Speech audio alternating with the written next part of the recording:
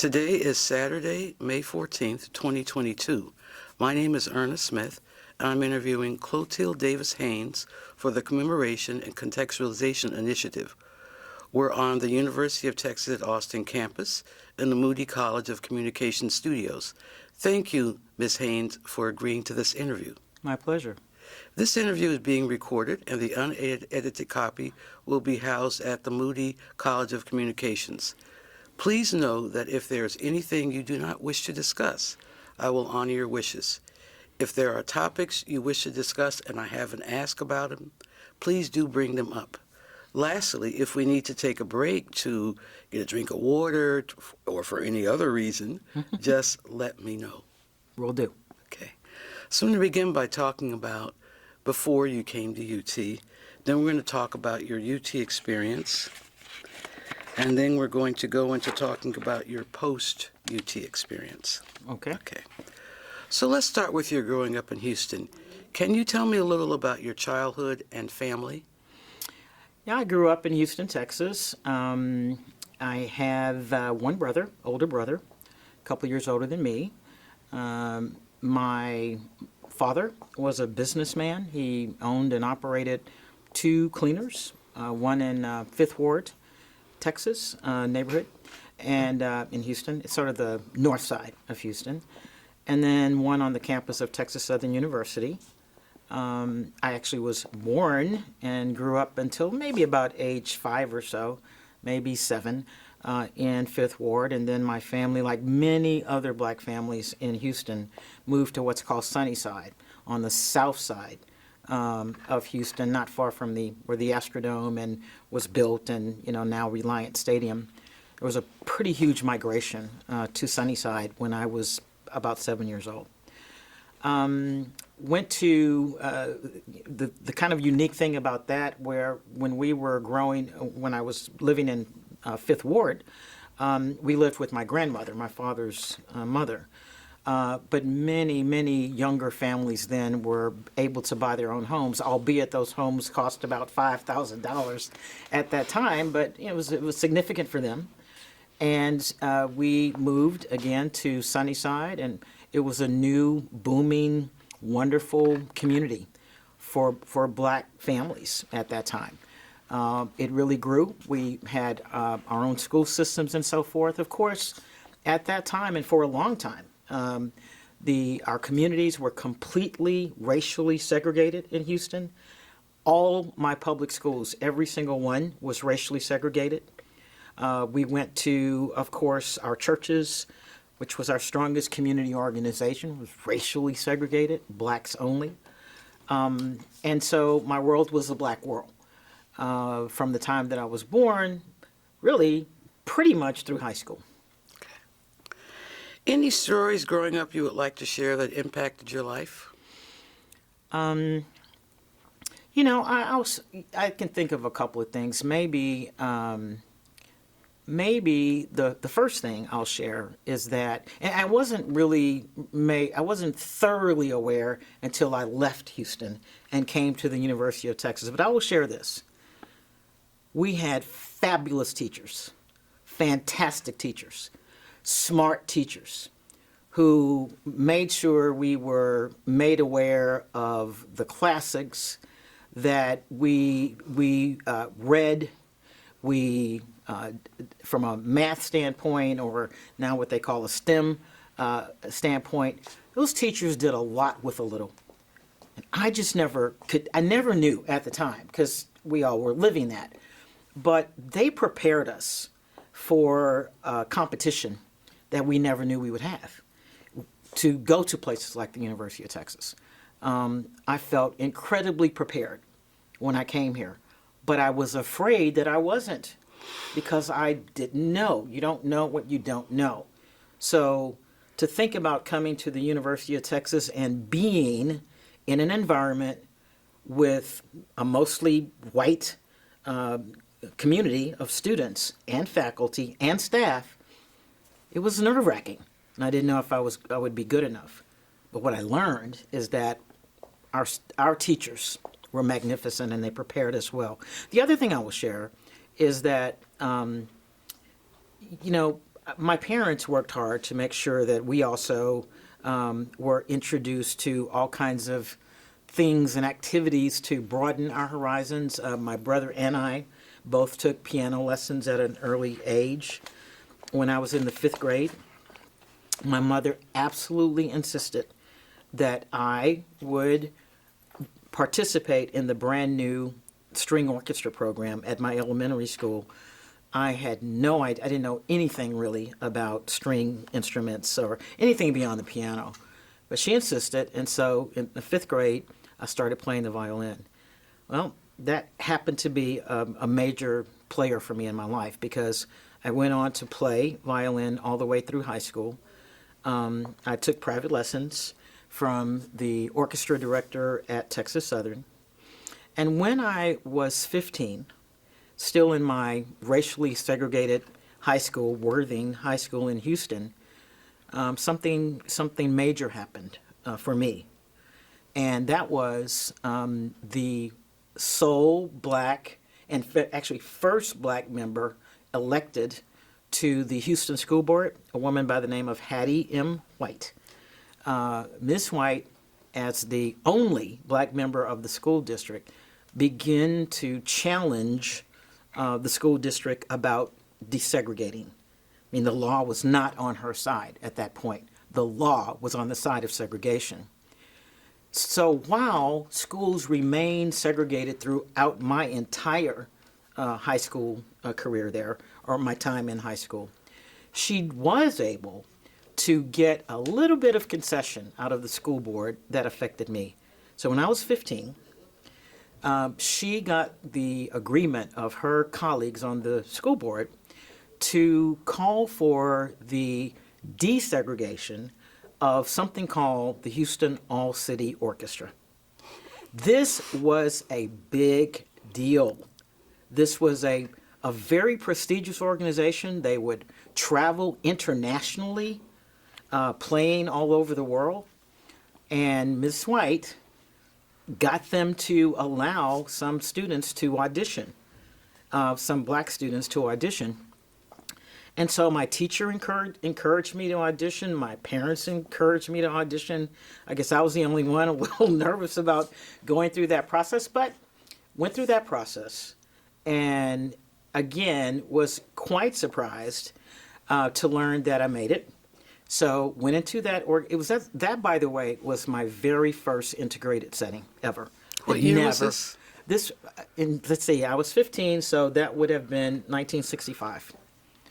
Never been around white folks whatsoever, other than maybe a doctor. But that was it. That was it. I mean, of course, we had black doctors, but I can remember going to a particular doctor, a white doctor, a pediatrician. But that was it. No other whites at all in my life. So to be now one of, I think it was maybe 5 or 6 of us across Houston that were admitted to this all-city orchestra was incredible experience, not only musically and from that growth standpoint, but actually being around white students who played in the orchestra and just learning. And, there were, some folks that probably thought we should not be there. But then there were others, especially the conductor, who was very encouraging. And, I'll tell you one story about that. So being in that orchestra again, I remember, I don't know if many people will remember a major Houston black newspaper at the time called The Informer. But they did a huge article on the front page. They had all of us who made that orchestra on that front page. Big deal at that time. Anyway, so we got in playing and so forth. Well, the orchestra had a little procedure. It's called challenge.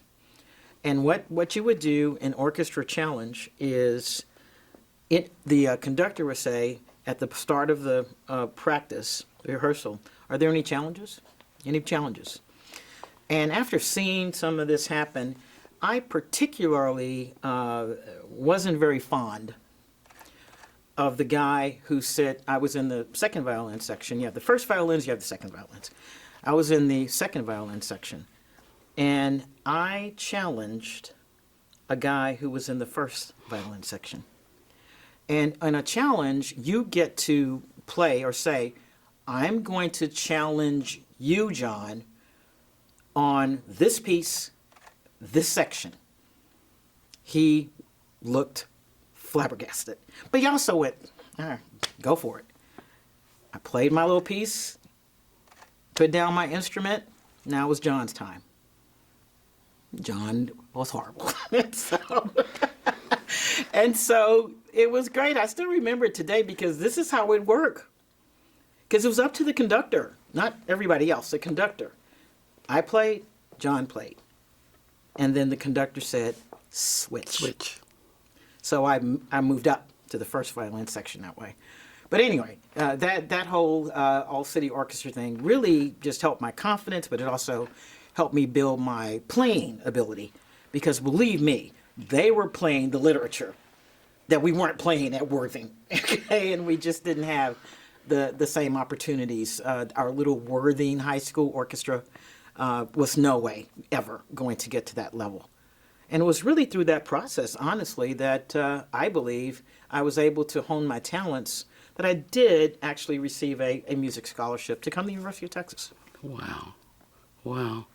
You covered a lot with that answer, but I am actually going to sort of move on now to, what did you recall hearing anything about Sweat versus Painter case? You know, interestingly, regarding Sweat v. Painter, I didn't know who Sweat was. I didn't know who Painter was. And he was from Houston, Mr. Sweat. Mr. Sweat was from Houston, but I didn't know anything about him. And what's more is that I didn't know anything about him as a kid growing up in Houston. But even when I came to the University of Texas, hear me now, the only reason I knew a tiny bit, and not the whole story, but I happened to come at the same time that his nephew came to the university, and his name was Haynes Sweat. So Haynes Sweat, I guess the first, his nephew Haynes Sweat the second, and I were friends at the University of Texas. We arrived the same year. So still, I never really understood the full capacity of the whole Sweat ordeal until graduate school. And in graduate school, the OBJ School of Public Affairs, one of my classes was on civil rights law. And so we went back and we looked at all the major court cases. I mean, Plessy v. Ferguson, Dred Scott decision, and of course the Haynes Sweat case, and Brown versus Board of Education, of course. But that is when I got the full understanding of Haynes Sweat and the ordeal he went through, what the NAACP did in choosing that case. Mm-hmm. That was a choice. Yeah. They chose that case to take further up to the Supreme Court, and the significance of that. So, yeah, I knew nothing about Haynes Sweat until meeting his nephew, and that was only a tiny bit, but really not until graduate school. Unbelievable. Can you tell me just a bit more about civil rights cases that were in the news when you were growing up that you recall? So there were no civil rights cases that I was aware of growing up. Now, of course, Brown v. Board of Education, 1954, happened not too long after my birth. I was born in 1950. So I really wasn't aware of that. And because here's the thing about that case and that whole decision. Even though Brown v. Board of Education, that outlawed segregation, was 1954, okay? Houston was segregated. Our schools were segregated. Our entertainment facilities were segregated. Even Galveston Beach was segregated. Couldn't even be on the same beach with white people.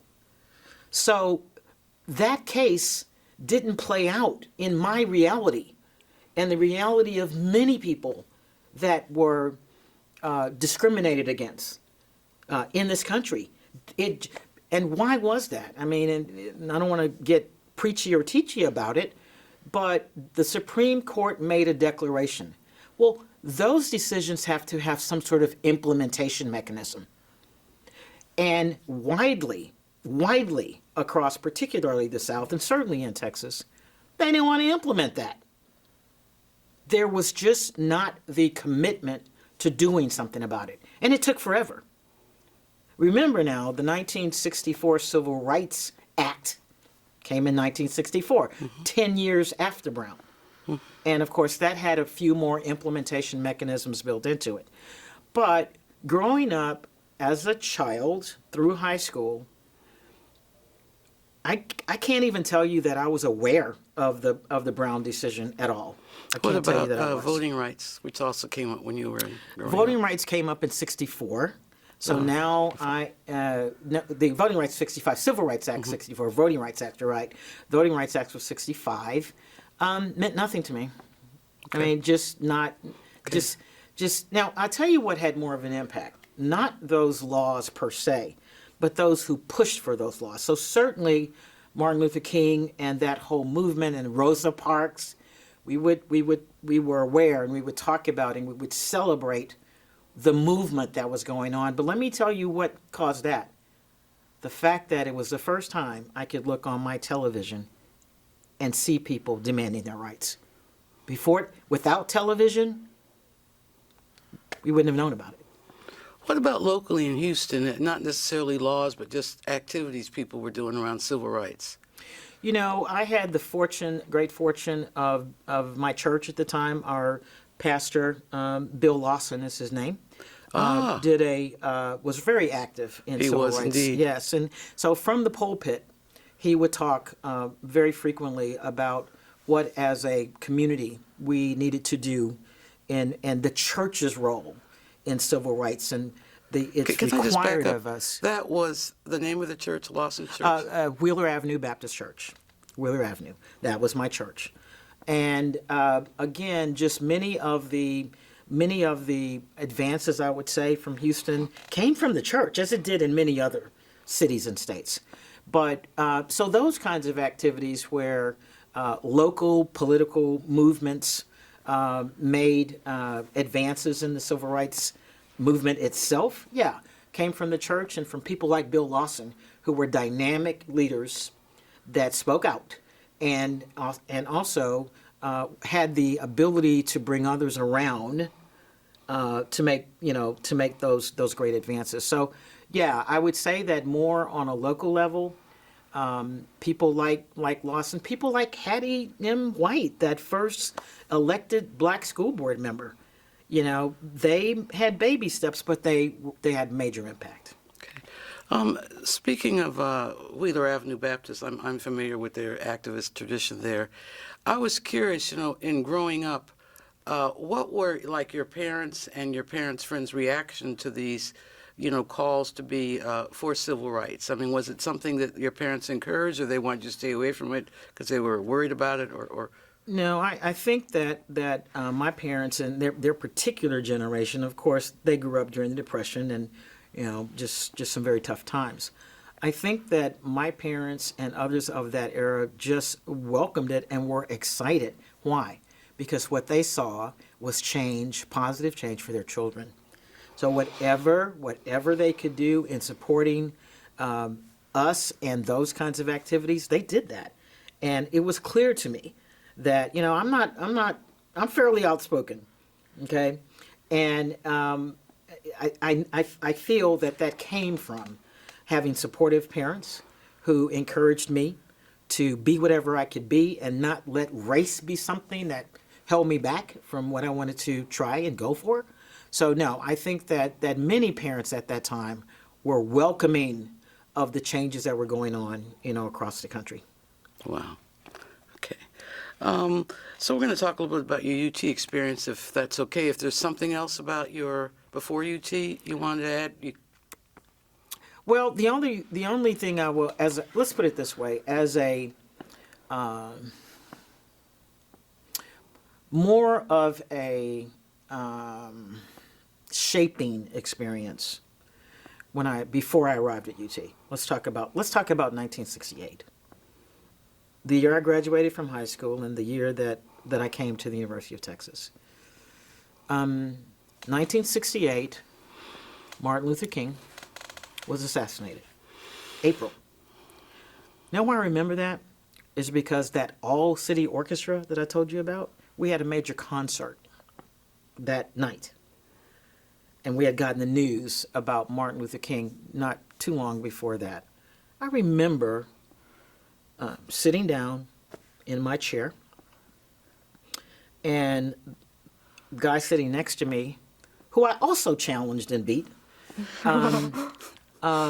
leaned over to me and he said, "I'm surprised to see you." So you are? I didn't think you would be here. Of course, he sounded like a hick when he said it. "I'm surprised to see you. I didn't think you'd be here tonight." And why is that? Because your nigger leader was murdered. He's gone. I didn't think he would be here. And it stunned me. It stunned me. And it was the point about that, again, I can be fairly reactionary, but I just sat there and I tried to play the best concert I could play. You know why? Because seconds after he said that, the conductor walked out, instruments up. Right? And it was just, okay. Now, I won't say that I didn't get a few licks in after that, but, you know, when he led with that remark, it's funny. It wasn't like it took me off my game. I was focused on what I had to do in playing that concert.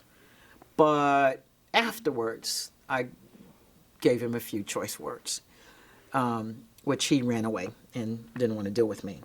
That didn't bother me. Anyway, so April of 1968, Martin Luther King is assassinated. There are incredible protests that break out all over the country.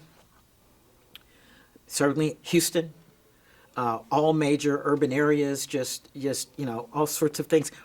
Then they talked about the burning of the neighborhoods because people were angry and trying to express that anger, and it came out in all kinds of ways. Anyway, that was April. In June of 1968, a presidential candidate that often spoke in a way supportive of civil rights, a man by the name of Robert Kennedy, was assassinated in June of 1968. So it's interesting because I remember how the rest of us learned about the assassination of King. It wasn't from a black person. It was from Robert Kennedy, because Robert Kennedy was doing a rally for his presidential election. He came out there and he started with, "I have some very troubling news. Martin Luther King was assassinated today." They were forever linked in that way. And he talked about, I know what it's like to have terrible loss. Of course, his brother, the president, had been assassinated. But he tried to calm people and talk about staying together and moving forward in his memory, but to honor him. So I remember that. So that was June 1968. Then, in the summer of 1968, and I want to say that it was August, but I may be wrong, there was the Democratic National Committee met in Chicago for their big meeting, convention. And there was all kinds of protest about that because blacks wanted seats at the table, to have a significant role in the party platform and what would be done and how would we go forward and politically in terms of representatives and so forth. And the party leadership pushed back from that. So there was a major political demonstration protest outside of that convention that sparked more protests. Went on for days. Just dominated the news, what was going on there. By the way, it wasn't just black protesters. There were also Vietnam War against the war protesters. So that was a big deal. One more for you. Again, I'm not at UT yet. There was an Olympics that year. And we always watch the Olympics. We always watched it in my house. So we loved it. I still watch the Olympics. I love it. But there was a track and field event where 3 black Americans won gold, silver, and bronze. And I remember watching that medal ceremony when they stood up on those staggered podium for their, in line with their level of award. And then as they do, they started playing the national anthem, right? They started playing that national anthem, and those gold, silver medal winners put their hand up in the air, their fists clenched, and their heads down in a moment of protest. They were criticized. They wanted to strip the medals. They wanted to do all sorts of things to those champions. But what it did for those of us who didn't feel a part of what was going on at that time in the United States, they were our heroes. That year of 1968, as far as I'm concerned, was one of the most prolific for the civil rights movement because of the engagement of people across the entire country and speaking and expressing themselves in a way that had never happened before. When you think about it, in the Martin Luther King era, it was all about nonviolence, and that's a good thing. But it was always the peaceful protests and nonviolence, not 1968. 68 was, we're here, get used to it, and we're not going to just sit around silently. That's what shaped me. So when I came to the University of Texas in September of 1968, that was the backdrop of it. And I'm at this place with very few, when I came, there were 30,000 black students, 30,000 students at UT. Less than 300 were black. Less than 1%. And I'm talking about undergrad and grad. So it was not unusual it was not unusual to be, and I was often the only black student in the class. Only. And that whole backdrop of 68 was empowering for me because I really feel that with the preparation from my teachers, the support and encouragement of my parents, and the political activism that happened before I actually set foot on this campus, I felt ready. I really felt ready, and I was ready. Why did you choose to apply to UT? UT was not my first choice. My first choice was Boston University. And you know why? Why Boston University? That's where Barbara Jordan went. My fellow Houstonian, Miss Barbara Jordan, went to Boston. When did you first hear of her? Barbara, I was aware of Barbara Jordan as, when I was in high school, because, she became a member of the Houston City Council. I don't remember what year that was, but she went to Texas Southern University. She went to Boston University as a graduate student, or for law school. But, she was making her way, getting known. So I was aware of her. Not totally, but somewhat. Okay? And I did know that she had, made a decision to go to Boston University. So that's where I applied to. By the way, I got in, but I couldn't afford to go. I applied to Ohio State. Please don't ask me why, because I don't know to this day why I applied to Ohio State. But thankfully, I recall, maybe 3-4 college applications at the time. I got into all of them. I went to UT, and I'm going to say, maybe I'll be on a limb, but I'll say I came here for the reason why most black students make a decision, black students anyway, maybe all students, to come here. I got a scholarship.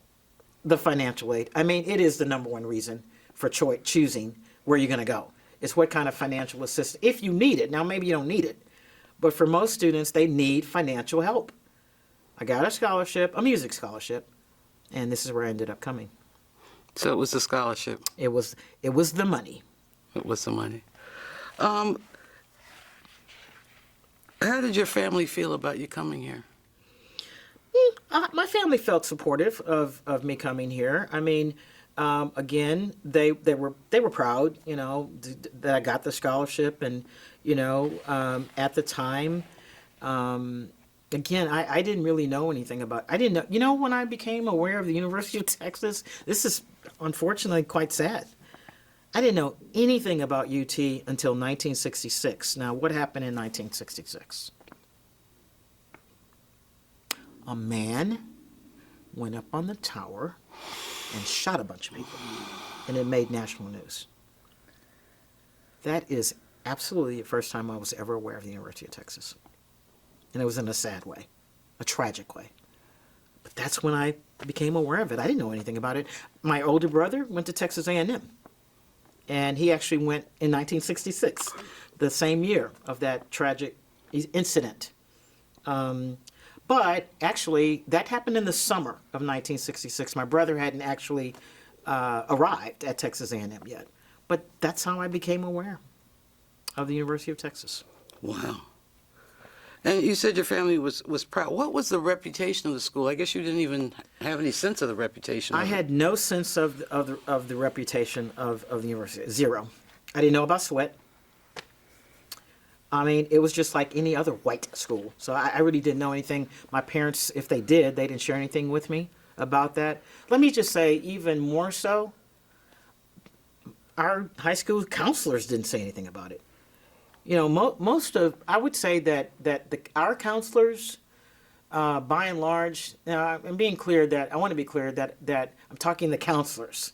I'm not talking the teachers. I am talking the counselors, who part of what they do is to help you make decisions about, your next academic achievement, or where you want to go, pathway. Our counselors mostly guided us to go to Texas Southern. And Texas Southern was a good school. It was a good school. Yeah. But, I don't know why. I don't know if it was concern that we would have a harder time at the University of Texas's, so forth, that they had a concern about. But not one of my counselors ever said to me, why don't you look at the University of Texas? Didn't happen. You said your brother went to A&M. Did he tell you anything about that experience? It must he have been did. quite comparable to He this did. I have to tell you. So my brother was one of the first black members of the Aggie band. That's how he went, because he always loved animals and he wanted to be a vet. And of course, they have a tremendous veterinary science program. So he went there. Now, he went for 2 years. He didn't graduate, but he did go for 2 years. And I remember going up with the family, driving down for his one of the football games. And there's some Aggie traditions that I don't think still happen. I don't know. I have no idea. But he played drums in the band. He played drums in high school band too. But anyway, I remember after the game, we were going to find him and say goodbye, drive back to Houston. Man, we kept waiting. It got darker and darker and darker, and later and later and later. Where's Michael? I see all these band people coming back, and no Michael. Finally, and I again, this was, we start to worry. Did something happen to him? Because it's pretty late now. No Michael. Finally, way off in the distance, here comes Michael. And he's struggling. Why? Because there are about 12 field drums wrapped around him with the straps. Well, it wasn't because he was black or one of the first black members. Their Aggie tradition is, if you are a fish, that's what they call you, you're a freshman, it's kind of a hazing kind of deal, or it was. And so you're the newbie here, you're the fish, you take everybody's drums. So it just took him forever to make his way from Kyle Field over to, back to the band hall. And, we ran up, tried to take some of the drums off there. No, I have to do this. And he did, And so we waited for him to unstrap all of those drums, and we, gave him a hug and see you later. But anyway, I don't know. I forgot how we got Yeah, on. that experience of seeing your brother in that particular setting, uh, that didn't inform any of your perception about coming to UT before? Just it just Again, I didn't make any connection to my brother going to A&M and me going to UT. For one reason, again, that was 2 years before I made any decision about college. It just didn't. Equate. I will say that maybe a little bit of his experience. I remember when we drove and dropped him off. My parents and I drove him there. This might make me a little emotional. Try not to be.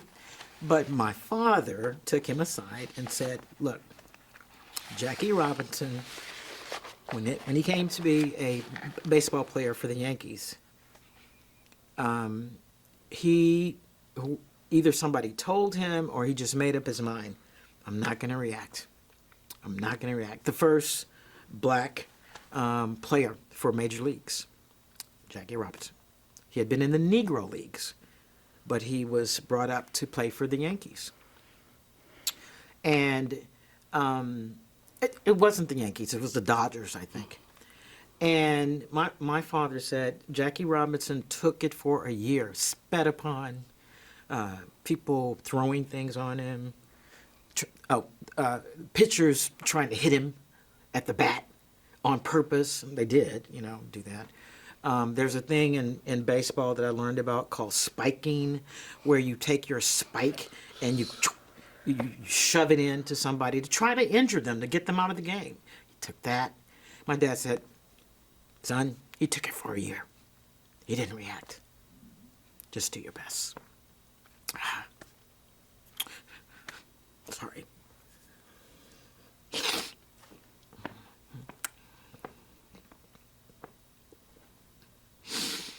Woo. It's a long memory. That I hadn't thought about that for a while. My dad had tears coming out of his eyes. And so did my brother, and so did my mother, and so did me.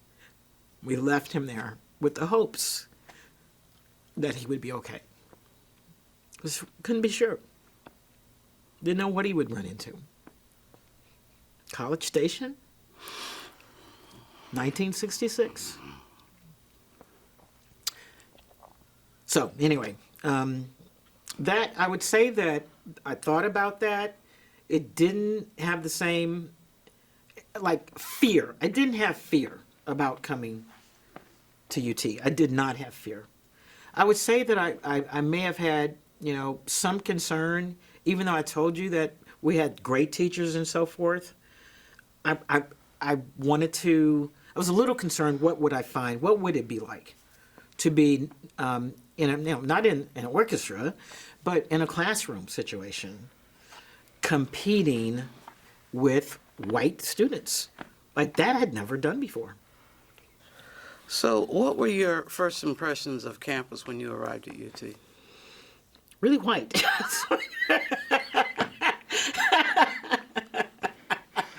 This is really white. Yeah, I mean, you know what? It was huge, of course. That's one of the first things that, you know what? I was trying to think, did I come to freshman orientation? I think I did. I did. So I did come to freshman orientation before coming. So they take you on a tour. So I'd seen all of that before I actually came. But yeah, it really looked like college to me. Like my thought of college is like, this is it. This is the place. And so I think that the other thing, I really was fortunate in where I lived, because I lived in an off-campus dorm that today is a private school. It's called Kirby. It was called Kirby Hall back then. Now it's Kirby School, and it's like 29th and a block or so off of Guadalupe. So it's still there. But I don't know how it happened, but a lot of black young girls who were coming as freshmen in 1968 got sort of steered to Kirby Hall. Again, I don't know what happened there and how that happened, but I will tell you it was on purpose. It had to be, because there were about 40 of us. there were more black freshmen, women, in that dorm, off-campus dorm, than any other. Any other. Now, Jester was built in 70, so Jester wasn't there yet. They did have Kinsolving and all they call them the ABC dorms.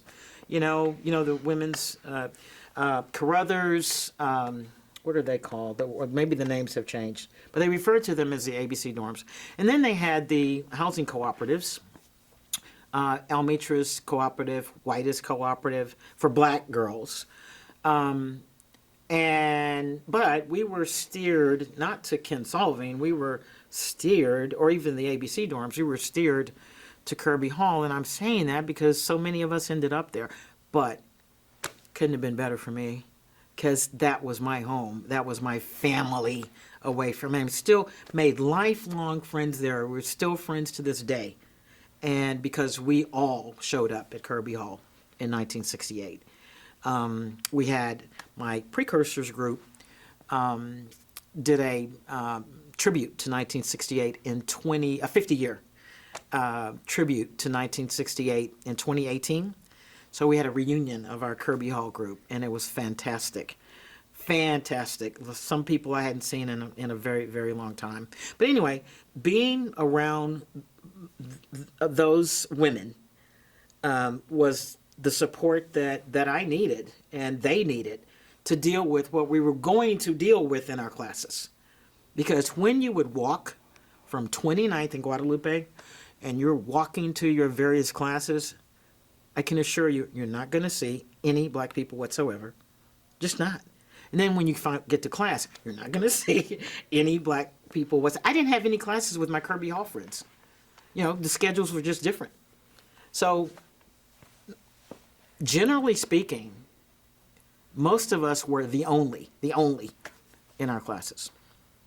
So you ask about impressions of the University of Texas. It was like I was really in college. It was very white, but it was comforting and supportive to be living around other young black women and all of us experiencing this at the same time. Because guess what? We all came from segregated schools. What were your expectations before you arrived on campus, and how did your actual experience compare to your expectations? I am really not sure that I had many expectations. I didn't know what I didn't know. I've never lived in the world before, so I didn't really have very many expectations. I just didn't. I guess what I would say is that there were new experiences. Let me talk music for a moment. Mm-hmm. So now I've got this scholarship, and I'm playing in the orchestra, and I'm majoring in music, and I'm learning things that so far beyond what I had learned and coming in. I had private lessons and the very best talent, right? Some of the very best talent in the whole world, and it was really, really, really, really, I was very, very fortunate. And one thing I will say, I think this is true of the arts, period. I feel it's true of the arts still, is that I think in the arts, you often have people that are very compassionate and are willing to look at the other side. So my music experience was one that was fairly welcoming. I think my teachers wanted me to succeed. And tried to help in that. I didn't run into some of the more challenging kinds of experiences in the music school. They were supportive. They were very supportive. And I think even the students, again, arts, fine arts, the students seemed to be more willing to interact with you and to actually have a relationship with, to build a relationship with. In the other classes, the big 500 student classes of, if that's history or government or whatever it might be, or even in the English classes, which were smaller, It was like in and out, and that's it. And, some of the teachers were, you could see where their biases were in what they said and how they said it. So I have to say that being in music at that time was really quite helpful for my stability, if you will. What did you think of your professors' expectations of you were? What do you think they expected of you? And what made you think those were their expectations? Well, again, as I said a minute ago, I do think in the music School of Music, I would say, I don't know if their expectation was, but the way they acted toward me was very supportive, and like they were invested in my success. That was not the case outside the music school. Okay. I mean, I remember having a horrible encounter with a professor who I just felt certain gave me a grade that clearly I didn't deserve, in a low grade, and went back and forth and even went to the dean about it. But I did learn that professor had some other complaints, but it didn't get my grade changed. So, I think that in some of the non-music classrooms at that time, I cannot confirm it except with that encounter that I'm suggesting to you here that I went through, that I mentioned. But I think that the expectation of many of the professors at that time was, okay, they're here. Don't really have very high expectations of them, but I got to teach the stuff anyway. Let's see what they can do. I think that there was expectation of failure for a lot of the black students, that we will not make it. Yeah. But that wasn't true of music. I want to say that. Okay. Could you remember anything else about, like, any specific classroom interactions you may have had?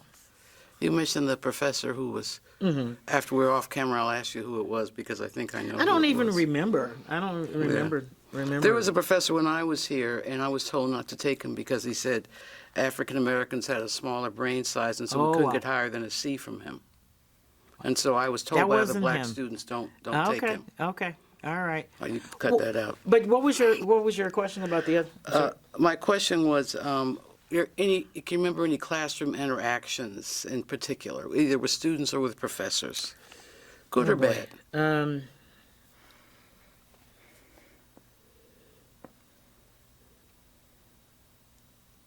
Wow. Again,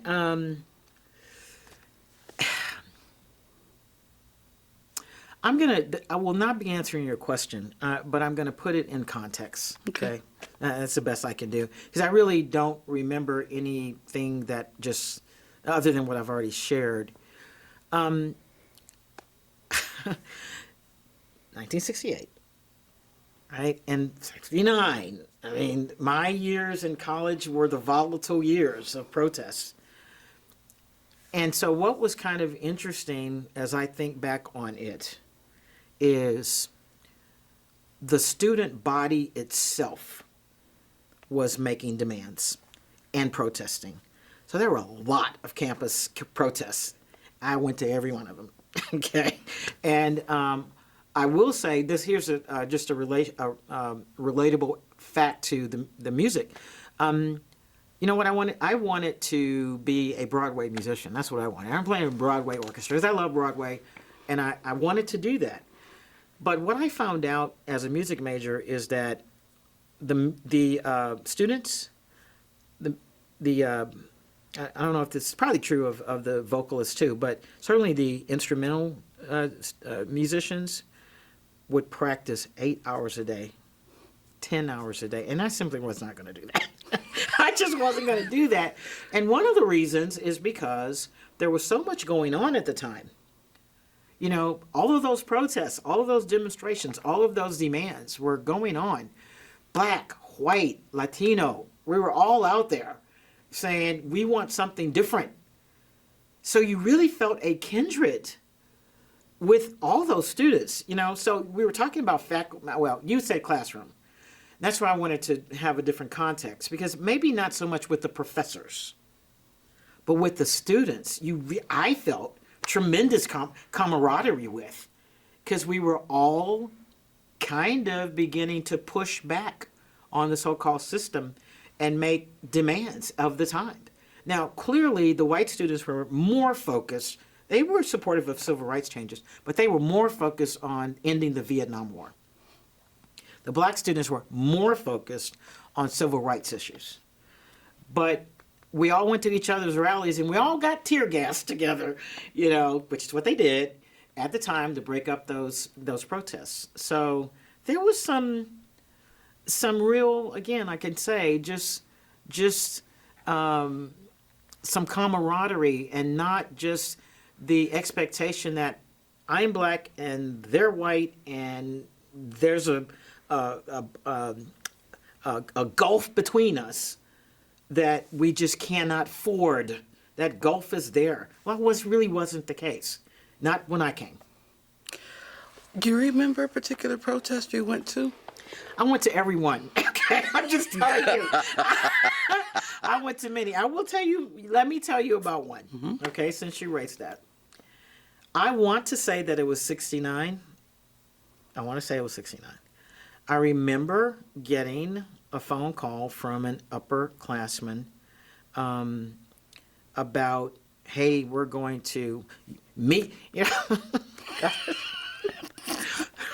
we're gathering at the tower. You have to be there.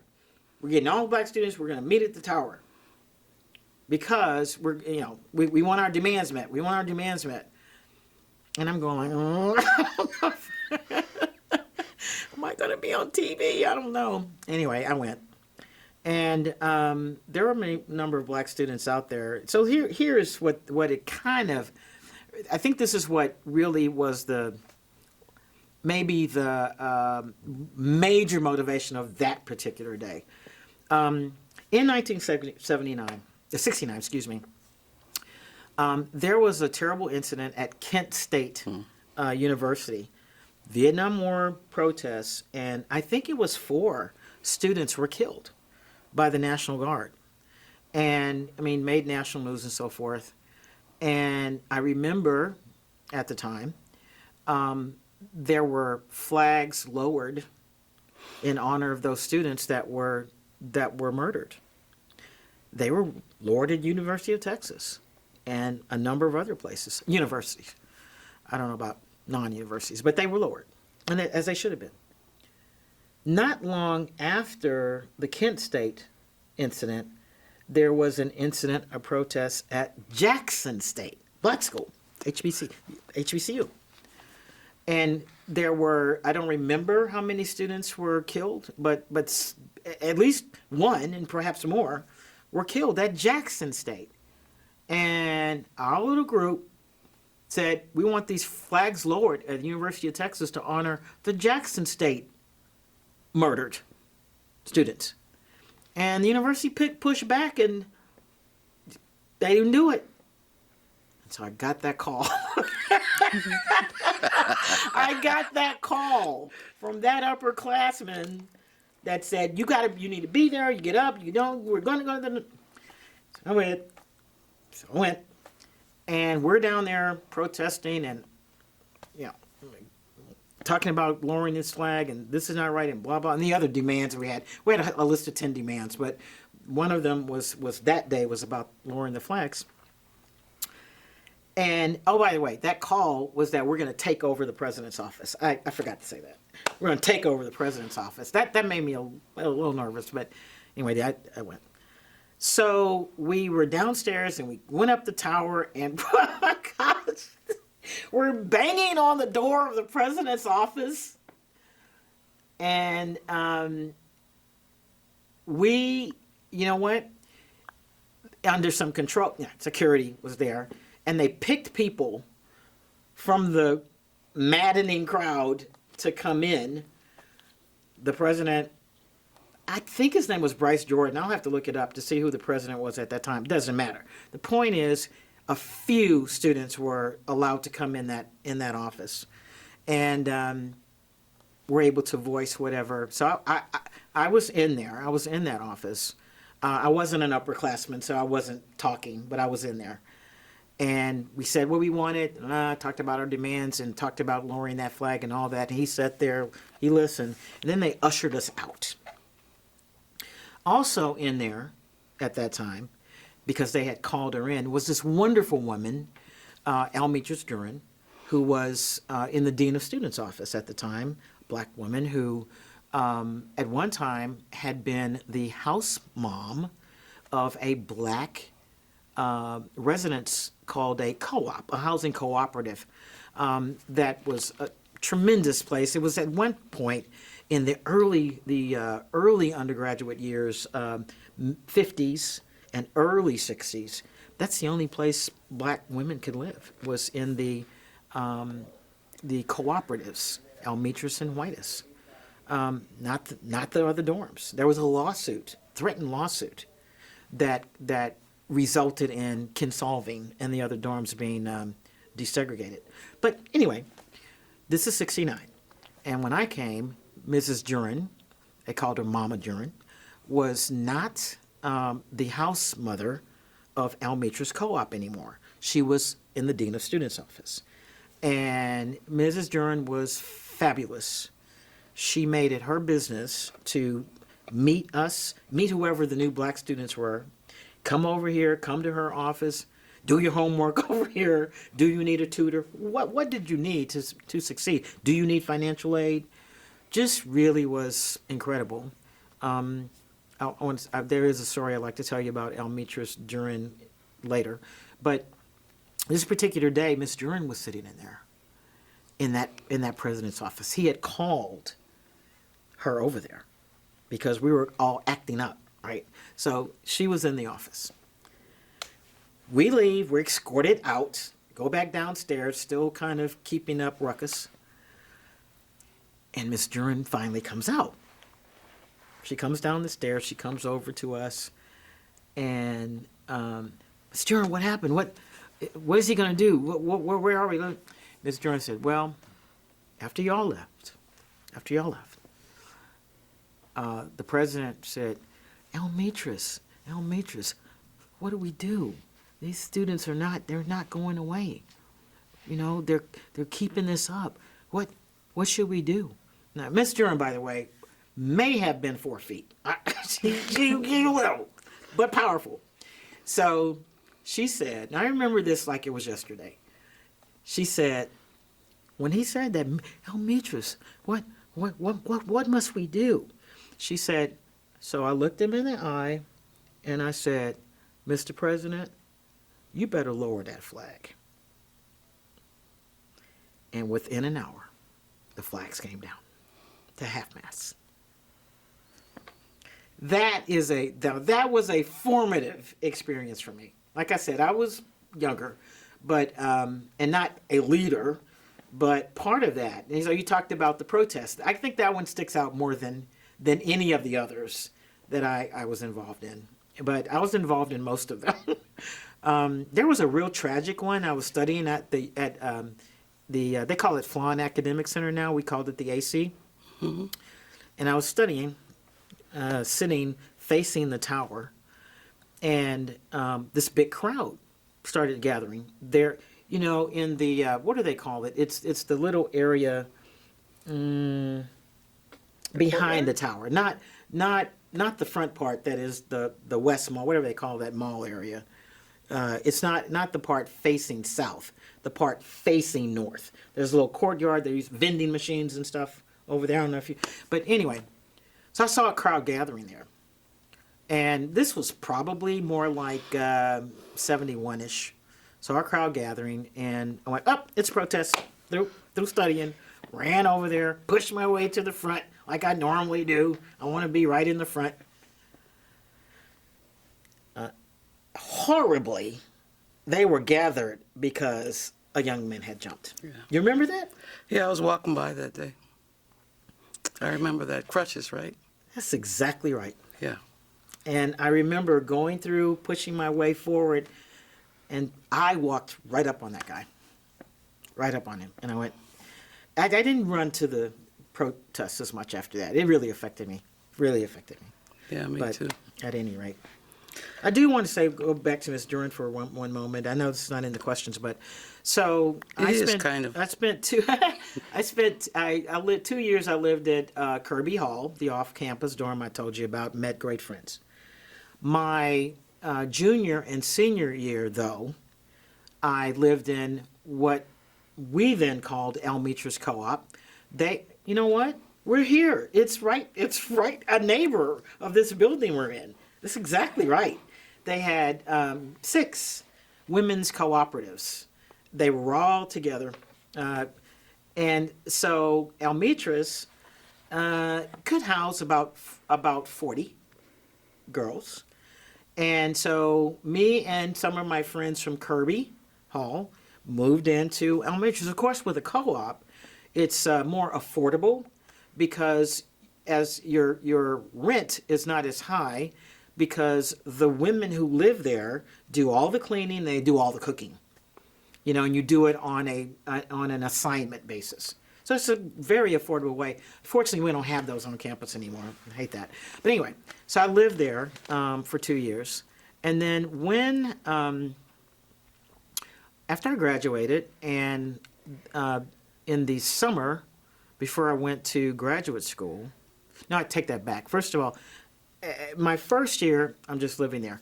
My second year, I became the manager of that. Why did I do that? Because Ms. Duran said you need to become the manager, so you do whatever Ms. Duran says. And I went, Ms. Duran, I don't know how to manage it. You need to apply to be the manager. So I applied to be the manager. I became the manager. So you kind of oversee everything there. Again, preparing me for business. I didn't even know it, but I did that.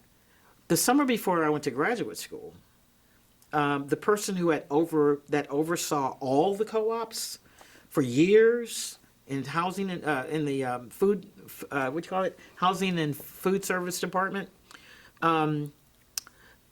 left. She took another job. So they asked Ms. Duran again, got with the department head of housing and food service, and they asked me to step in just for the summer until they hired somebody to replace Ruth Smith, who had left.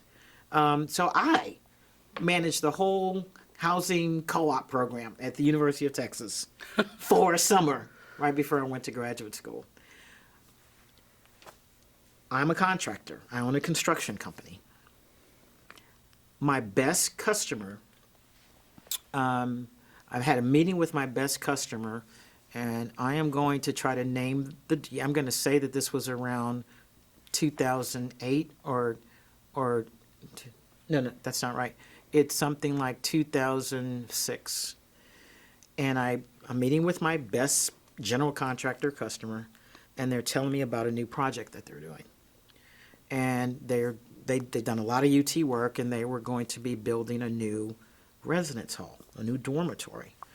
And the guy's telling me about it, and he said, yeah, they're calling it Almitra's Duran. What did you say? Almitra's Duran. I said, did you mean Almitra's Duran? He goes, I don't know. I guess I don't know how to pronounce this. Wait. The University of Texas is building a dorm that is named Almitra's Duran? As I've done during this interview, I broke down in tears. I couldn't believe that. The University of Texas doesn't name buildings after people of meager circumstances, economic. Did you know that? Yeah. They just, generally, when you see a name on a building, it's a major contributor, Yeah. a donor. Yeah. Well, that wasn't Almitra's Duran. So when he said Almitra's Duran, I went, are you kidding me? And I was so shaken by the whole thing. He goes, do you know who she is? I went, oh my gosh, yes, I know. And it turns out that this guy picks up the phone right now, and he calls the then director of Housing and Food Service. And he goes, Floyd, Floyd, you won't believe this. One of the subcontractors that we work with all the time knew Elmetris Duran. What? Floyd Holting was the director. He really was the person behind renaming or naming the building after Elmetris Duran. And that's the Board of Regents have to Yes, do that. approve.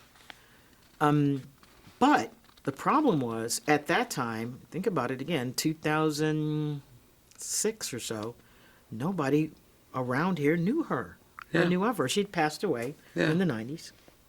And so the fact that I'm sitting in the office with this guy who's telling me about it, you know, I immediately was asked to attend many, many meetings where I would share my memories about Elmetris Duran and who she was. I'm serious. Floyd Holting just was overwhelmed, and I mean, almost, I don't know. I probably went to 30 meetings talking to different people talking about Elmetris Duran, because the other thing they wanted to do is plan a dedication ceremony. So asked me and my good friend Jackie Hawkins to be on that committee to help plan this dedication. And I have to share this. I have to share that at the time, the University of Texas folks that we're working with, as we were trying to make our plans, you know, Jackie and I said, well, for the opening, for the reception, the dedication ceremony, we need to have a space to accommodate 500 people. All right, 500 people? Are you sure? We were thinking 50, maybe 100, you know, in terms of people who would participate. I said, you didn't know her. You don't know all she touched. The fact that when the young women came in 1956, she was their house mother. When I came in 1968, she wasn't the house mother, but she personally invested in me and every other black student. People will come. We want this space. We want at least 500, accommodating at least 500, and you better plan for overflow. Of course that happened. And at that dedication, so many came back to honor Mrs. Duran. And, the other thing about it, I spoke at that event, but that company, Hensel Phelps Construction, had actually, you know, I was in the mentor protege program with them, where very first mentor protege from a construction standpoint ever selected by the University of Texas system. Hensel Phelps Construction was the mentor, and my company, Haynes Waters, was the protege. Very first ever. They built that dorm that's over here, right, our next door, and I was a major subcontractor on it. So for me to actually work in the building of that dormitory named after Elmetris Duran, where my mentor engaged me to honor my mentor as a student, one of the best experiences ever, still to this day. So Elmetris Duran was a force, an absolute force, and you know she's been recognized in many ways. But believe me, you can never say enough about her and the positive impact that she had on all students, but particularly the black students. No, you really can't say enough about that. No. You can't. That dorm was built in what year? 2007 is when it opened. Okay. And I want to get into some details a little bit about that. You gonna take some water? Yes, please do. I'm just looking at a couple of questions here, which... Can I say something? I actually lived it during my freshman year. Yeah. Yay! And it's known as one of the nicest dorms on campus. Oh yeah. Oh yeah. Oh Amber, that's great. Thank you for sharing that. Of course. Her picture's right there when you walk in. Yeah. It is. It's beautiful. Yeah. Isn't it? Isn't it? It's. I mean. Wow. Anyway. Wow. And so the circle, Yeah. as they say in South Africa, make the circle bigger. Yes. Make the circle bigger. I'm just looking here at these questions because you kind of covered a lot of it, but I wanted to go back because a good place to actually end this interview is with that dorm, Okay. that process. So you talked a bit about your community of friends, but who are some of the other black students you knew and spent time with? Again, I have to go back to my Kirby Hall friends. Just they're very dear friends. There was Matilda. Her maiden name was Alexander. She was a twin. Her brother Lucius Alexander. They both came from Midland, Texas, and Matilda at one time was a roommate. Lucius was a great guy, just a real fun guy to be around. Nina Breeding, who's now Nina Taylor, and her husband Elgin Taylor. They were good friends. A dear friend who's passed on now, Velocia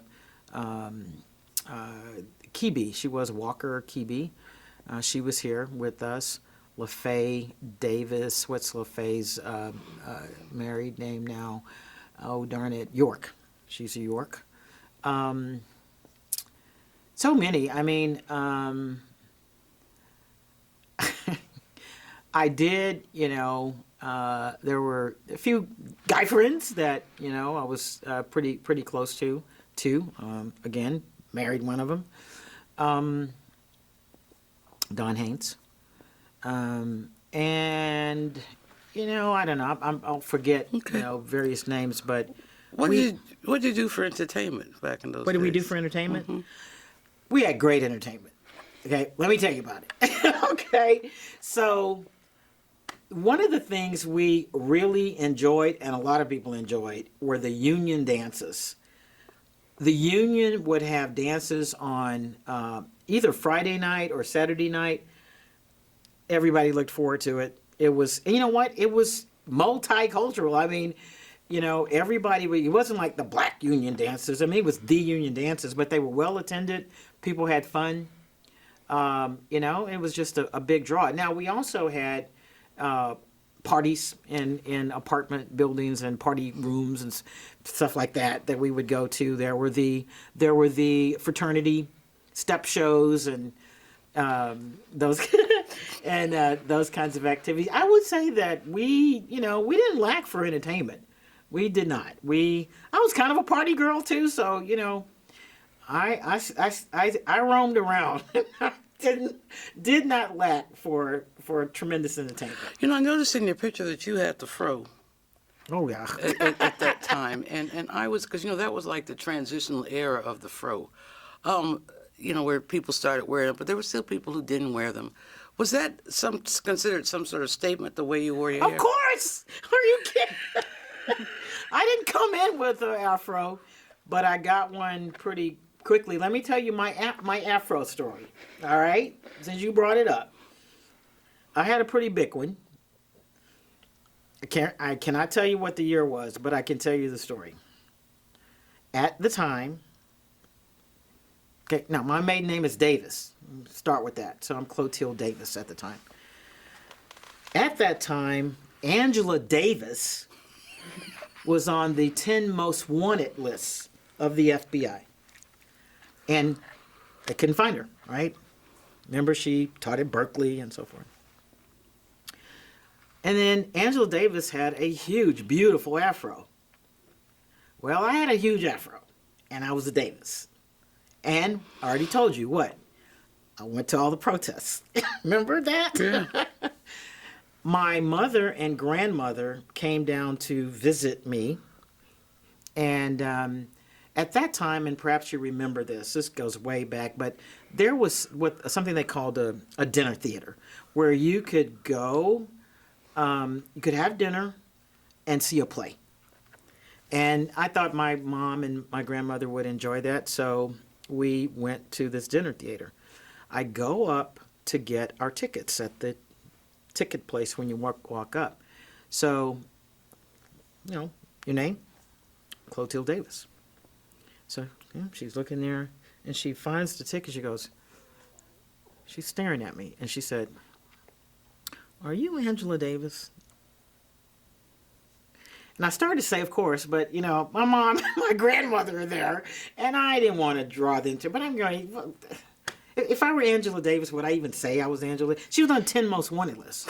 Why would I say if I was, okay? But she saw the big afro, the black face, right?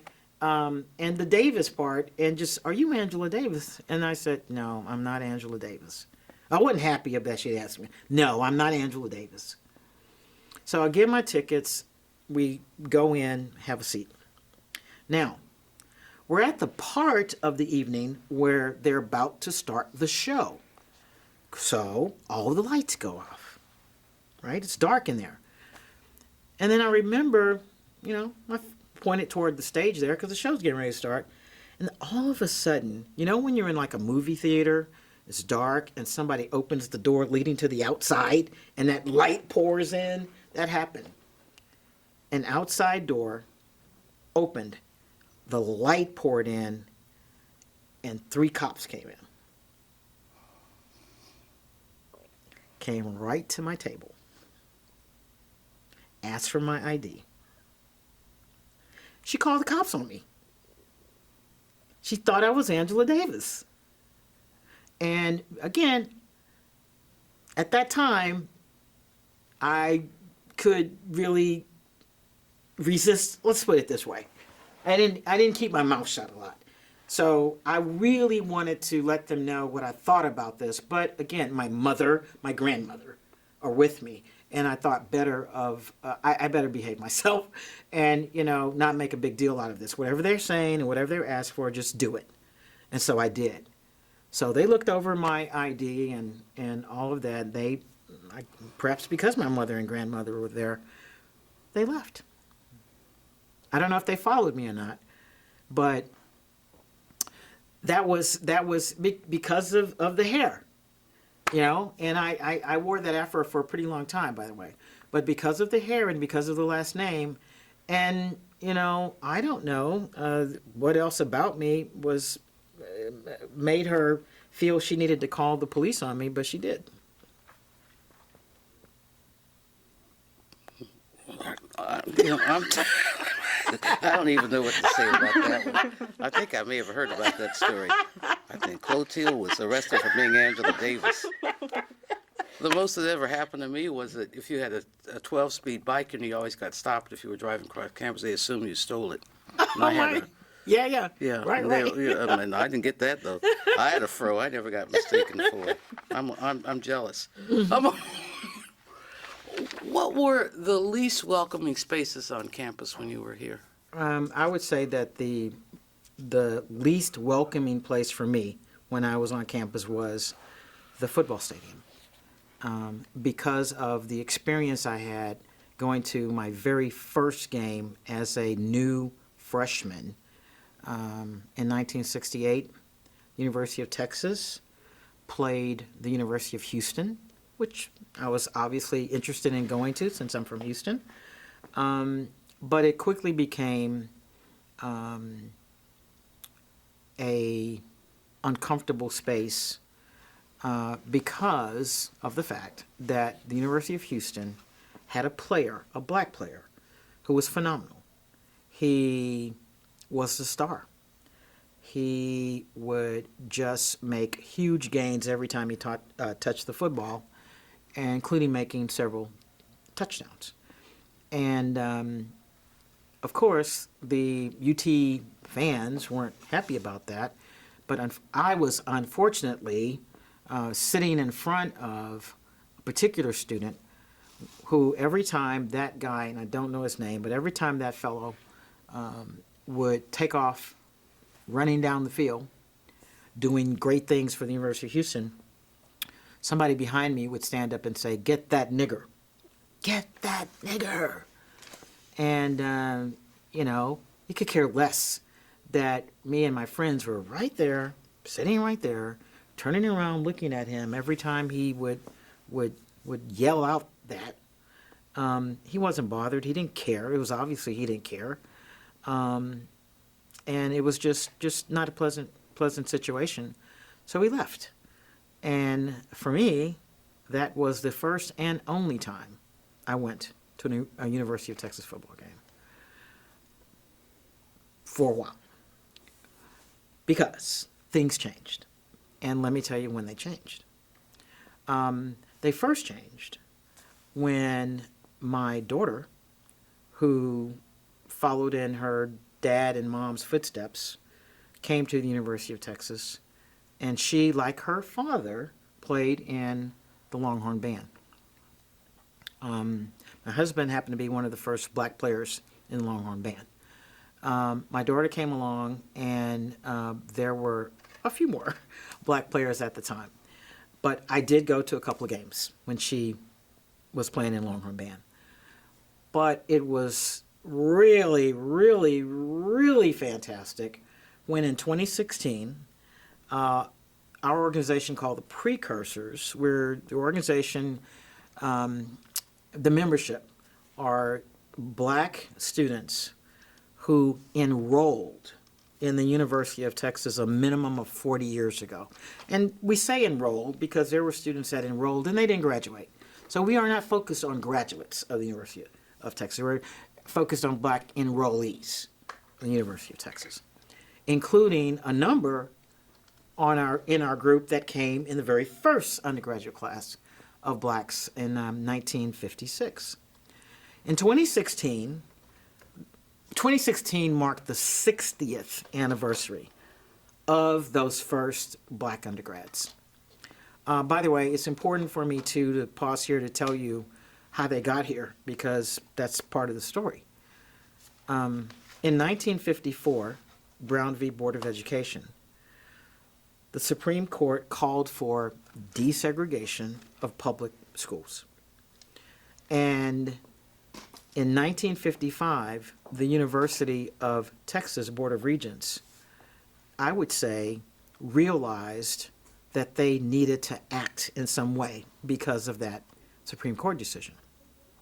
So in July 1955, the Board of Regents voted to allow the admission of students. They didn't say regardless of race, but what they did say was the admission of, what word did they use? This is not the word in the written text, but students that meet the requirements, something like that. That's in context. Meet the requirements. But everybody knew what that meant. So there were around 100,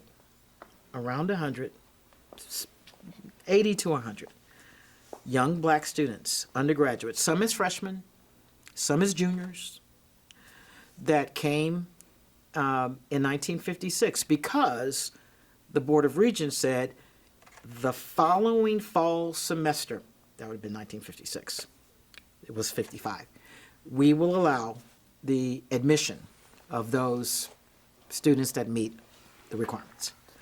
So those individuals came, and in 2016, 60 years later, we wanted to honor them. And so there was, we planned a program. Our organization, the Precursors, we presented that idea to the University of Texas, the President's Office, to the Division of Diversity and Community Engagement. They were all in favor, very supportive of it. Athletics was supportive of it. Because, one of the things we wanted to do, I mentioned athletics, because there was a football game. This honor, this celebration was held during Black Alumni Weekend, which is in September. So there was a football game that weekend, as there typically is for the Black Reunion Alumni Weekends. And we wanted to talk to athletics to see, would you guys work with us so that we could have some of our original 1956ers on the field as team captains, honorary team captains. They loved it. They were so supportive of that. So we had 4 guys and 1 woman. May I mention the woman, Edna Rambo? Miss Rambo was the first black graduate of the University of Texas. But that day in 2016, she was there along with 4 others who came with her in 1956. She was not a freshman, by the way. I believe she was a junior. I'm not quite sure, but she was not a freshman. When she graduated from Anderson High School here in Austin, she wasn't allowed to come to the University of Texas. So she went somewhere else. And then later came, once, right, the regents relaxed those rules.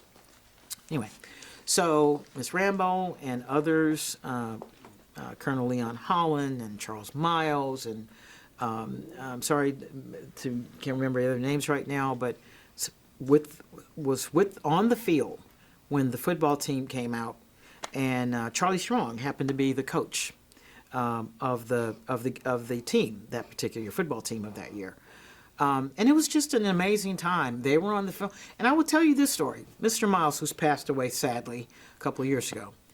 But when I first talked to our precursor board of directors about this whole idea of the football part, where they would be on the field and recognized and called out their names and so forth, Mr. Miles was pretty reticent about it.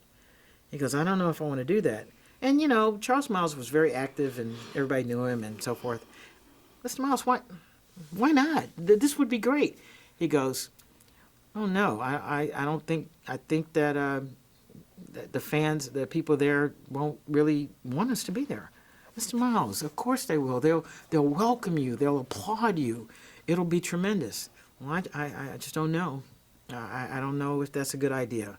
I don't want us to be, made to be embarrassed or, they don't want us there.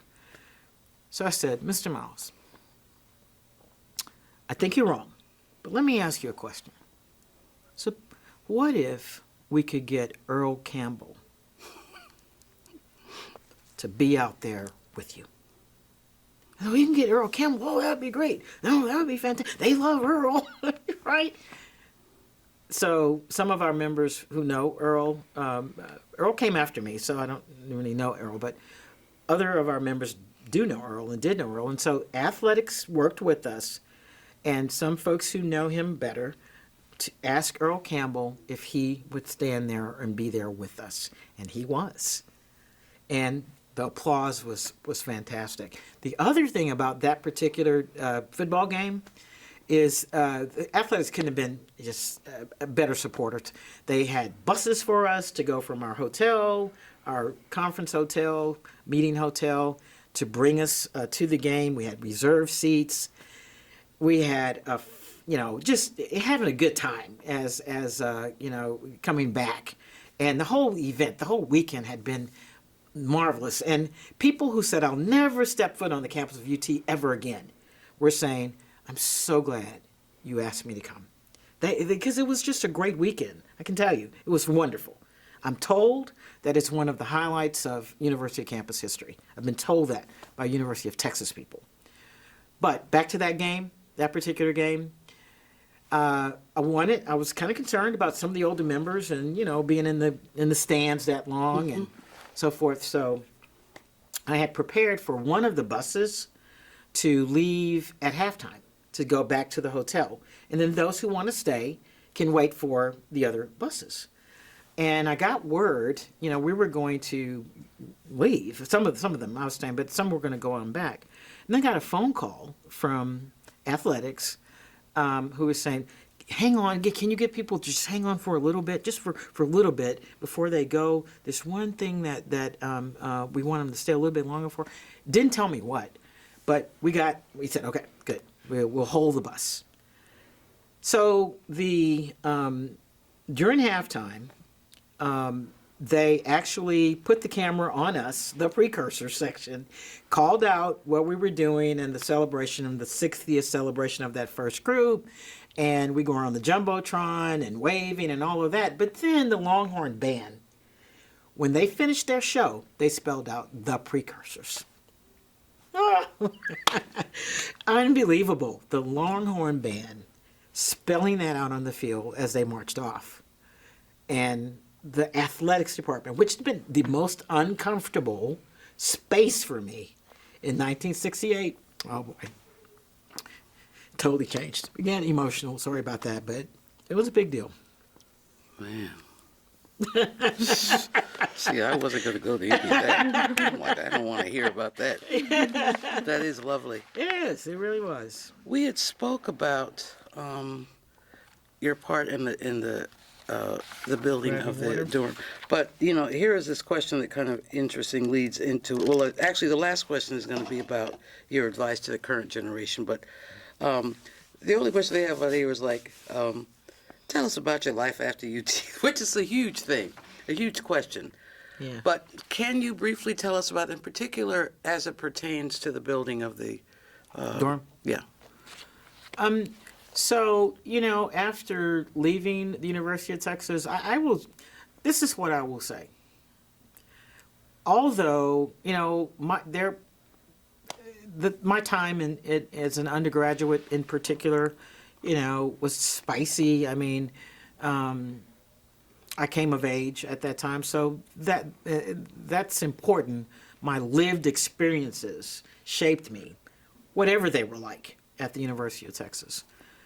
But I will say that once leaving the University of Texas, one of the things that was really, really clear, and I believe it's still clear, really clear, is having a degree from the University of Texas means something. Respected throughout the country. And certainly if you're in Texas, Like the it's keys the to the highest. washroom, yeah. It's the highest. So being able to be a part of the networking of University of Texas alums is huge. It's huge. And one thing I would say to students who are thinking about what school to come to, or if you're in school now, if you're at the University of Texas now, or you're considering the University of Texas, please, I am a living witness that having that piece of paper and that connection to the University of Texas opens many doors, and you get instantaneously respected by others, not only those who went to the University of Texas, but those that didn't. That's important. That is important. Of course, there are other schools that command that same kind of respect. I'm simply saying that for me, having the connection to the University of Texas was a game changer in many, many ways. Because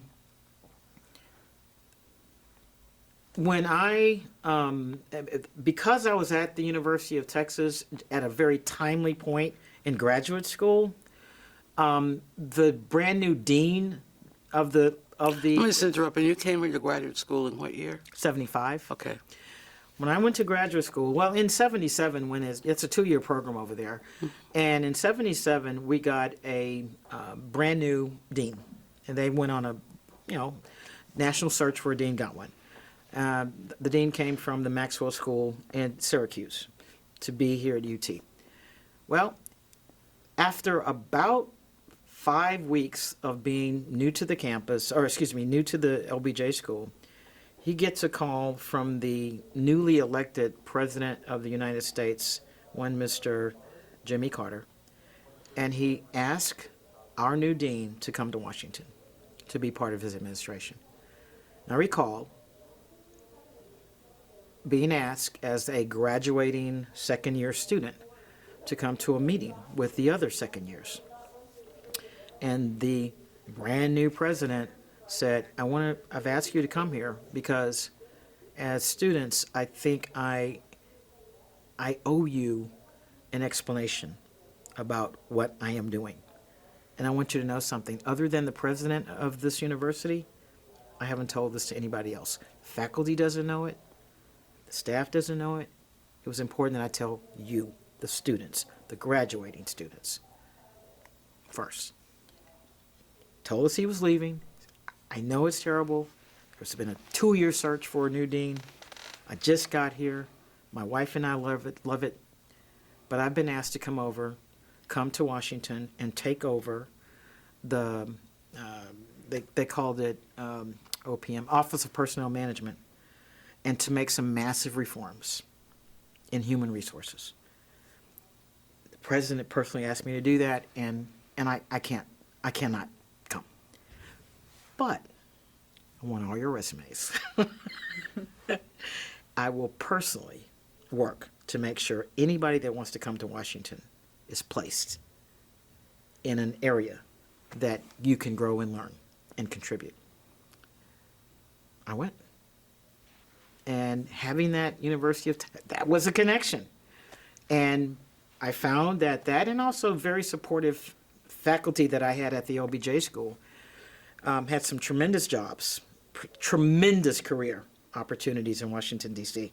because of them and the connections they had with others in Washington, both on the Hill and also on the executive side. Just phenomenal. Returning to Austin, came back to get married, but I had to have a job. And at that time, there were folks working for the city of Austin in high-level positions that came from the University of Texas, and particularly from the OBJ school as well.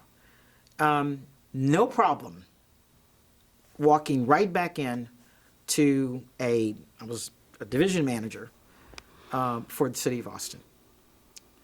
One of my colleagues that was an assistant to the city manager at the time went on to become the city manager. We were in the same class at the OBJ school.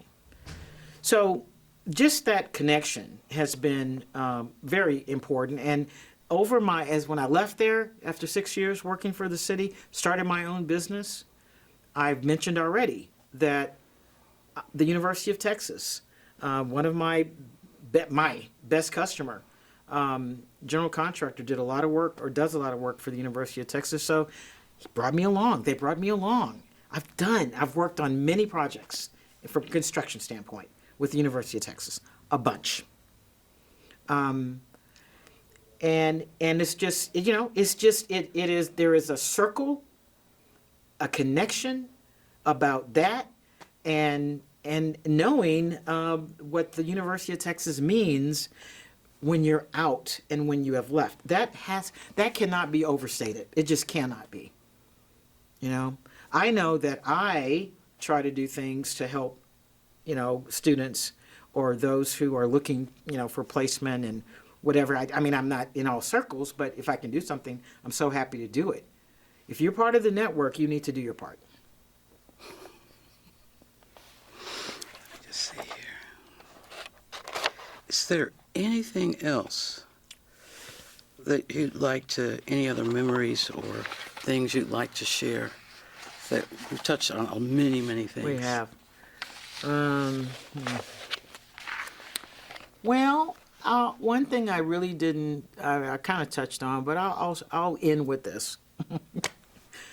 Because of the other University of Texas connection, again, was meeting my husband. In music school, freshman,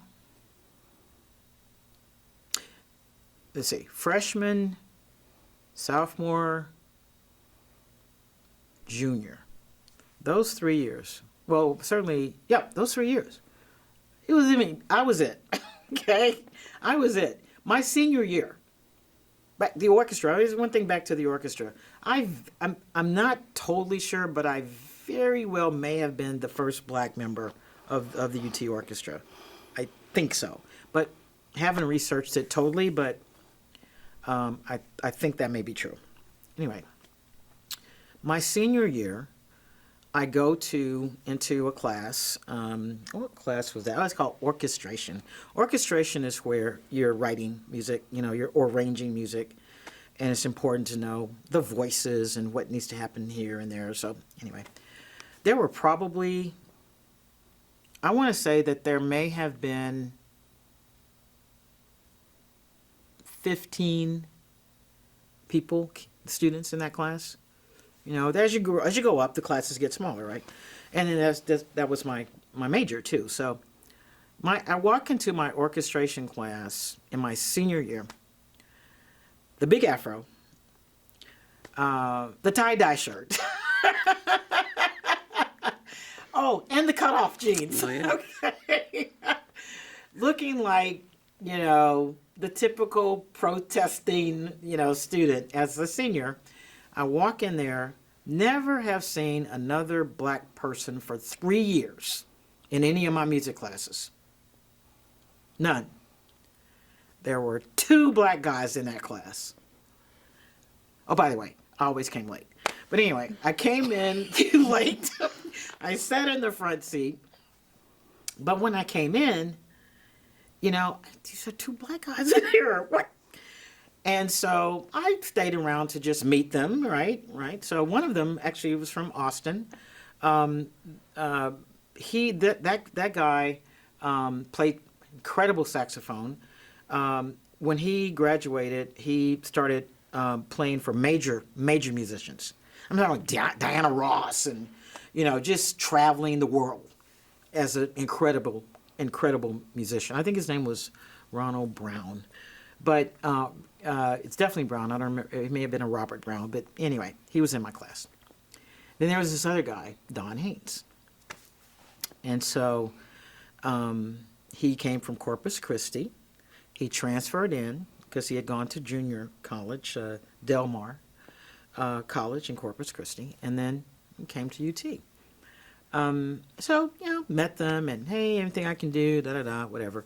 So Don, at one point, invited me out, go get something to eat or get a Coke or whatever it might have been at the time. And no, I wasn't interested. Just, nah. And he tells the story that I think he's overstating it, but he said, after 5 times of no, I got the message that she wasn't interested. So I'll leave her alone. I won't ask anymore. But then I said, okay, I'm trying it one more time. So I agreed, and we went out on a date, and then started seeing each other more regularly. But when I moved to Washington, D.C., after graduate school, I didn't think I was ever coming back to Texas. I didn't go with the idea of coming back. So I actually kind of broke off. I had a few relationships, so I broke them off. Don't put that in there. We definitely gonna cut that. But anyway, they all, including Mr. Null had also he passed on, sadly, at a very young age. So, Yeah, but anyway, but moved there with the idea, hey, this may be it for me. I'm going to become an East Coast person from now on. So I really had no intention of coming back. Let's just see what happens. And I wanted to be free of ties. I didn't want to have any connection on a personal level because, I just wanted to go be me, and it was great to do that. Anyway, but in 1979, that guy called me on my birthday to wish me a happy birthday, and my gosh, it started up all over again. And so in 1980, the end of 80, I moved back to Austin and got married in 82, and we're still married today. 2 kids, and one, Erica, who did go on to UT, and then my son actually went to Texas Southern in Houston. So, but what's neat is they both work for me today. My daughter and my son. So that's a good place to end. That is, except for say just a bit about what your business does, and we can edit that in. My company, I have a construction company.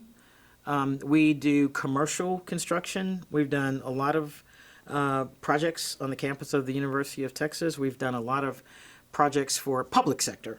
So City of Austin, Travis County, State of Texas.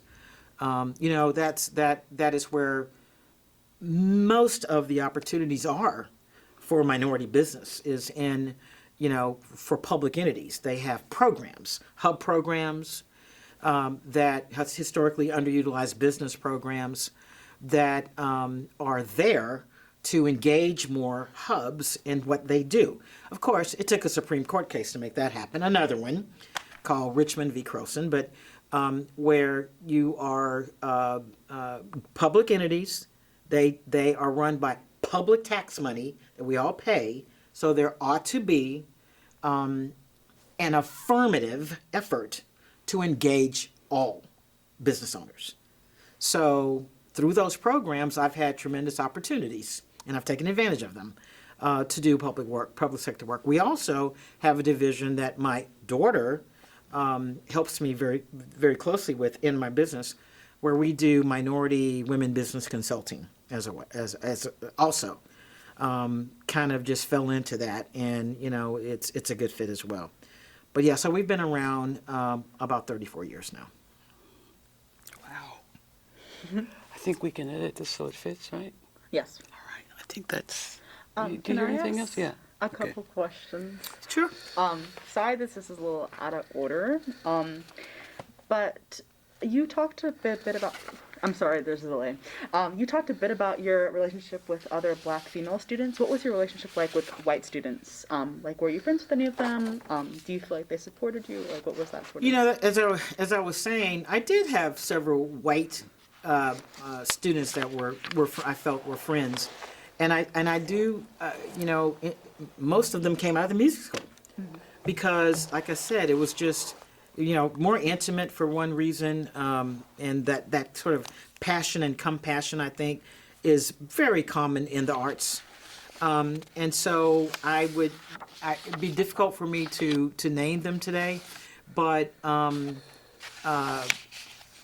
just people who I felt were pulling for me, and just got to know, develop relationships with. I would say that most of my friends were in fact Black, but I did have individuals in music school that I became friends with. Awesome. Yeah. And I'm really curious, what was your experience being an orientation advisor? It was from one to another. I had a great experience as an orientation advisor. I don't know how it is now, but at that time, being selected for an orientation advisor was a big deal. Yeah. And when I was approached to do that, I'm trying to remember, Irma, how many. I think there were only two Black. There were only two Black ones. orientations I advisors just in my remember year. you because of your hair. You look like Angela Davis. I wasn't. No, but so it was an honor to be asked to serve as an orientation advisor. I knew that it was. I was thrilled to do it. I must say, the other orientation advisors were very welcoming. Right? They really were. They, came from deep places in West Texas and East Texas and all of that, and certainly could have been, not as welcoming. But they were. It was like a big, fun group to be with. It really was. And I would say the other thing about the orientation advisors, again, very friendly, very welcoming. I didn't feel any prejudice or anything like that from them at all. But the other thing about that group, probably when you did it as well, Amber, those folks were like top of the class people. They were really smart, really brilliant, and that was obvious. But they didn't act that way. They acted, just down to earth folks. Mm-hmm. But the reason that was clear, and I knew it right away, you could tell that, is because, and I will put myself in this category, we really took our responsibilities of mentoring the students, the incoming students, and trying to help them through what could be a really intimidating process.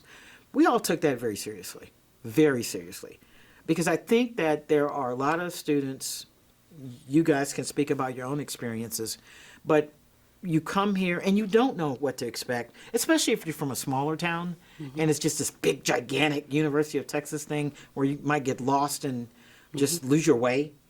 And so I felt that group was fun. They, after our you have to cut this, but after that year, when I only did it 1 year, and after the year I did it, we got introduced to the orientation's own version of hazing, if you will. Yeah. It had something to do with alcohol, but anyway, a lot to do with alcohol.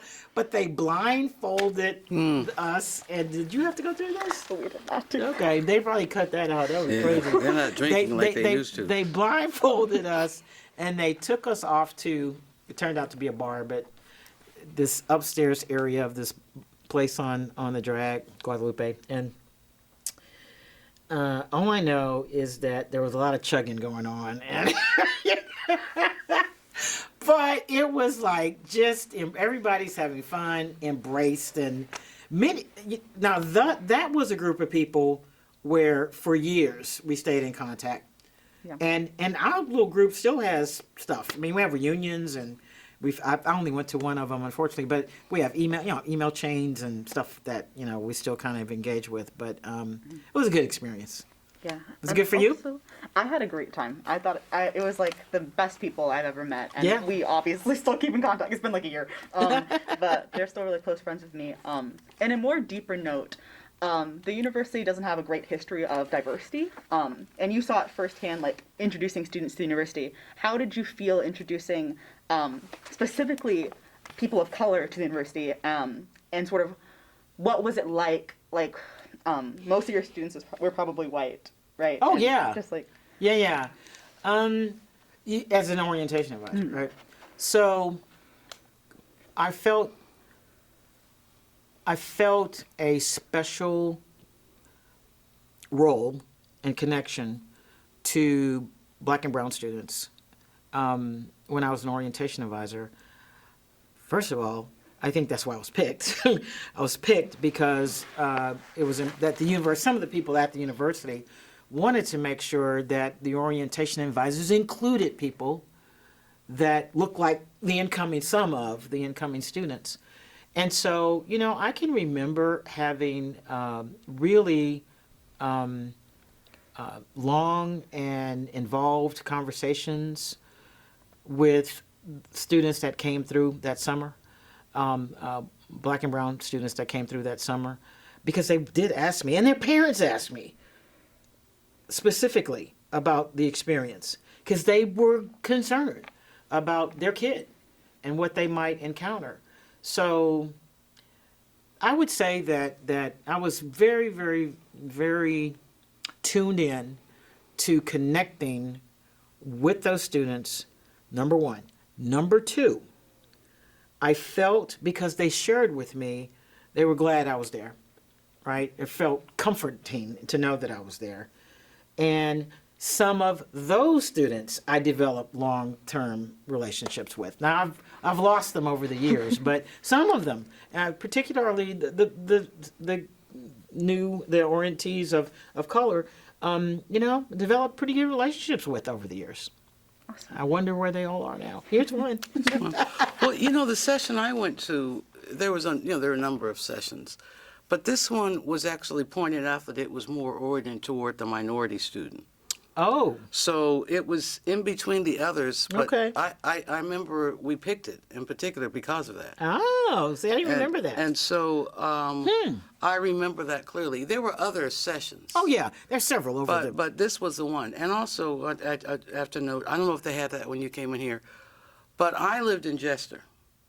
And that was, I think, and my roommate, who was white, told me later on, as we got to know each other, that she was actually given a form asking if she minded having a black roommate.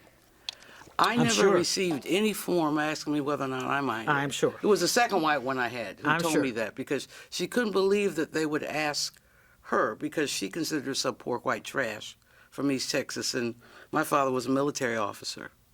So Yep. as far as she was concerned, they should have asked me Yep. if I would room with her. Yeah. And I didn't know that. Yeah, I that didn't was know that. common. That was common. That was common. Okay. And you know Did what? you know that as an orientation advisor that they were?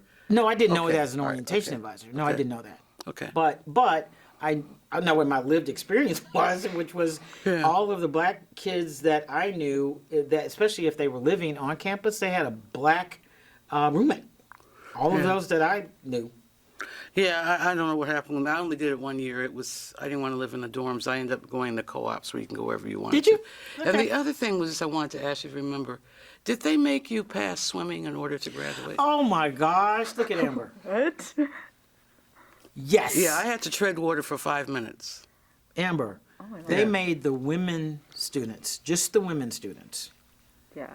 either on your first day, your first week showing up here, you had to pass the swimming test, And even if you could swim, but you couldn't pass the endurance of the swimming test, which was, I know it because it was horrifying. You jump in on the deep end, you tread water for something like 5 minutes. But you said, swim the length of the pool on either your front or your side, swim the length of the pool back on your back, tread water for another 2 minutes, and then you get out. Now, if you can pass that, you're through. You don't have to take swimming. If you can't pass that, you had to take swimming. Even if you could swim, you just couldn't get through the whole endurance part of it. Yeah. Boys? No.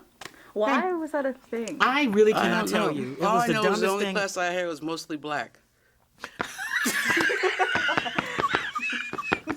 All the swimming with swimming caps and that was all out there. And it was like, I like the class. We had a mixture of girls It in was swimming, but you're right. It was mostly black and Latino. I think there's one white girl in there. But oh my gosh, that is But I too remember funny. that because that's how I met, like, one of my closest Latina friends of those days was in swimming class.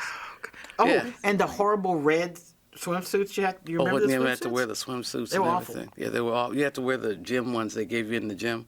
My ours were red. They were Yeah, really I don't awful. remember what they were, but anyway, I had to ask about the swimming because it's such a.